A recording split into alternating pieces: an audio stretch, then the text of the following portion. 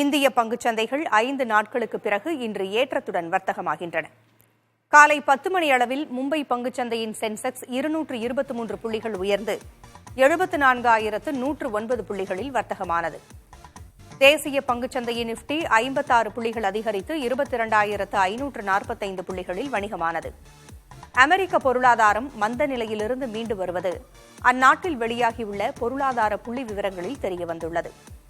எனவே அந்நாட்டின் பெடரல் வங்கி கடன்களுக்கான வட்டி விகிதங்களை குறைப்பதில் தாமதப்படுத்தாது என்று எதிர்பார்க்கப்படுகிறது. இது தவிர மக்களவைத் தேர்தல் முடிவுகள் குறித்து வெளியாகும் தகவல்கள், மற்ற ஆசிய பங்குச்சந்தைகளில் காணப்படும் ஏற்றம் உள்ளிட்டவையும் இந்திய பங்குச்சந்தைகளில் எதிரொலித்திருப்பதாக கூறப்படுகிறது.